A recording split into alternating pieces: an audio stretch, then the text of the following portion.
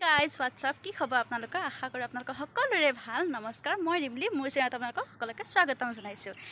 তো আজিৰ ভ্লগটো বহুত ধামাকা হ'বলৈ গৈ আছে। আজি আমি গুৱাহাটীখন এক্সপ্ল'ৰ কৰিম, মানে বহুত নহয়, অকণমান জেগাত যাম। আৰু মোৰ আছে আমাৰ আলহী, মোৰ বৰদেউতাৰ ছোৱালী, এইজনী সৰুজনী আৰু এইটো ডাঙৰ বা। হাই কৰি দিয়া। আৰু এতিয়া আমি যাম আৰু ক'ত ক'ত যাম আপোনালোকক ভিডিঅ'ৰ মাজত কৈ থাকিম। ভিডিঅ'টো অলপ দীঘলীয়া হ'ব পাৰে, তাৰ কাৰণে মই দুটা পাৰ্টত দি দিম। এতিয়া আমি বাছত উঠিলোঁ, এয়া নুনমাটি পালোঁ আৰু এতিয়া ফাৰ্ষ্ট আমি যাই ল'ম লতাশিল, মানে প্লেনেটৰিয়ামলৈকে যাম, তাৰকাগৃহ চাম তাতে। চাই থাকিব ভিডিঅ'টো। গাইজ আমি আহি পালোঁ, অলপ লেট হৈ গ'ল আৰু এতিয়া আমি সোমালোঁ তাৰকাগৃহত।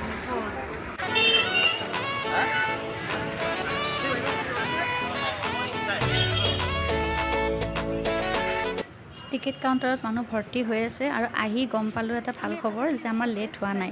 আমি ভাবিছিলোঁ 1:30ৰ পৰা শ্ব' আৰম্ভ হ'ব, নেটত তেনেকৈ পাইছিলোঁ, কিন্তু আহি গম পালোঁ যে ইয়াতে 2টা বজাত অসমীয়া শ্ব'টো আছে। তো ভাল খবৰ এটা আমাৰ কাৰণে। তো এতিয়া আমি টিকেটটো কাটি লওঁ। আগৰ শ্ব'টো শেষ হ'ল, এই মানুহবিলাক ওলাইছে আৰু ইয়াৰ পিছত আমি টিকেট কাটিম, ভিতৰত সোমাম।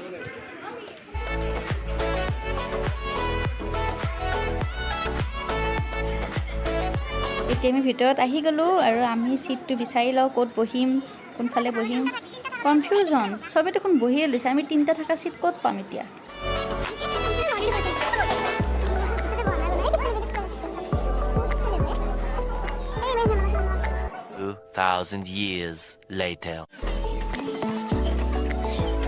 পাই গ'লোঁ গাইজ আমি ছিট, আমি এতিয়া বহি ল'লোঁ ইয়াতে।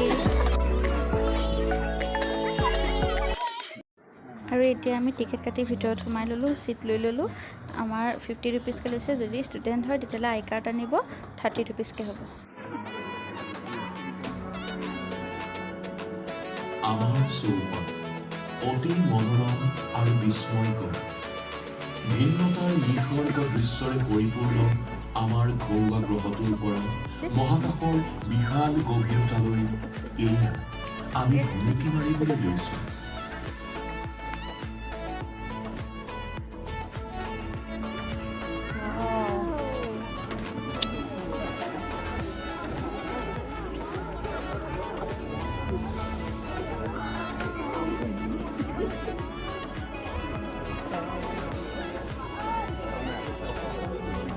আমাৰ গ্ৰহৰ চমৎকাৰী ঘটনাৰাজিৰ কথাবোৰ আমি সকলোকে বিৰান্তি নাপাওঁ, আধুনিক যুগৰ বিস্ময়কৰ কথাবোৰ।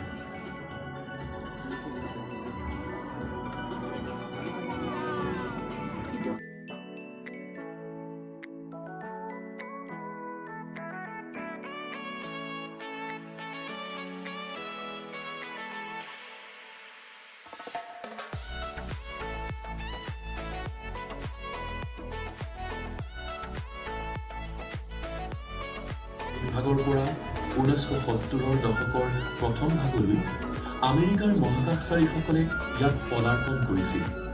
তেওঁলোকৰ বৈজ্ঞানিক যন্ত্ৰপাতি, লুনাৰ ৰোভাৰ আৰু পদচিহ্নবোৰেই সাক্ষী হৈ ৰৈছে তেওঁলোকৰ ভ্ৰমণ, আৰু এনেদৰেই সাক্ষী হৈ ৰ'ব যুগ যুগ ধৰি।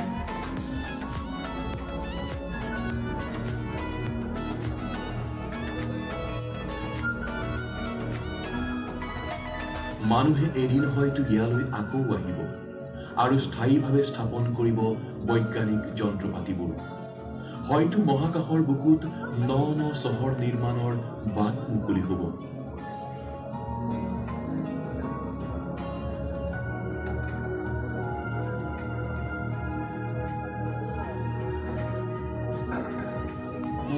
জীৱৰ ভ্ৰূণ থকা শিলাখণ্ডৰ টুকুৰা উভৰি আহি পৃথিৱীত পৰিছিল। প্ৰকৃততে আমি বাৰু মংগল গ্ৰহৰেই প্ৰাণী আছিলোঁ নেকি? প্ৰশ্নটো অতি আমোদজনক যদিও এয়া গভীৰভাৱে ভাবিবলগীয়া কথা।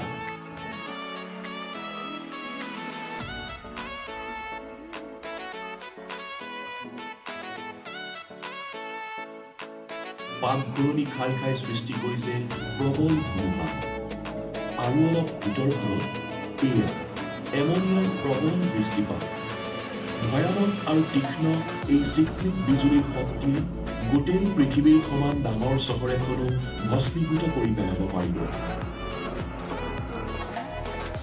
বগা আৰু ৰঙীন পতিবোৰৰ সীমাৰেখাত ঘণ্টাত 350 কিলোমিটাৰ বেগেৰে প্ৰবাহিত হৈছে ক্ষীণ ৰেখাৰ সোঁতবোৰ। বৃহস্পতি সৌৰজগতৰ সৰ্ববৃহৎ গ্ৰহ, পিছে ইয়াৰ এদিনৰ দৈৰ্ঘ্য পৃথিৱীৰ 10 ঘণ্টাতকৈ কম। এনে প্ৰচণ্ড ঘূৰ্ণনগতিৰ বাবেই ইয়াৰ গৰ্ভৰ পৰা গভীৰ খাপবোৰেৰে ওলাই আহে বৃহৎ পৰিমাণৰ তাপ শক্তি দিশত।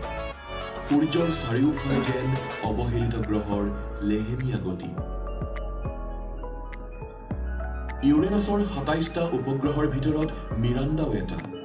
বহু সূৰ্যটোৰ দৰেই কোনোবা এটা নক্ষত্ৰৰ চৌপাশে ঘূৰি আছে আৰু গ্ৰহটোৰ জীৱকুল আৰু সভ্যতা আমাৰ পৃথিৱীৰ দৰে।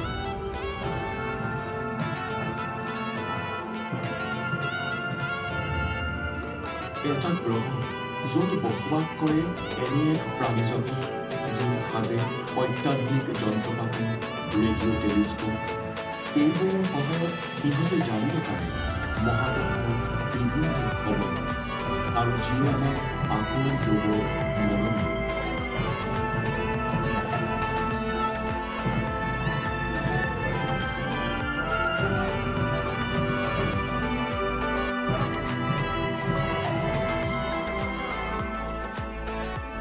অনুসন্ধানছো মনেৰে তাৰকাখচিত আকাশখনলৈ চাই পঠিয়াওকচোন।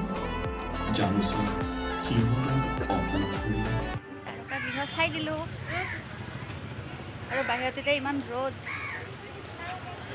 তো আপোনালোকে আহিব ইয়াতে, আৰু মই এই পাৰ্ট 1ৰ এইখিনি ভিডিঅ' ইয়াতেই সামৰণি মাৰিম। যদি ভিডিঅ'টো ভাল পালে লাইক কৰিব, কমেণ্ট কৰিব, আৰু পাৰ্ট 2 চাবলৈ আপোনালোকে সোনকালে মোৰ চেনেলটো ছাবস্ক্ৰাইব কৰি ৰাখিব।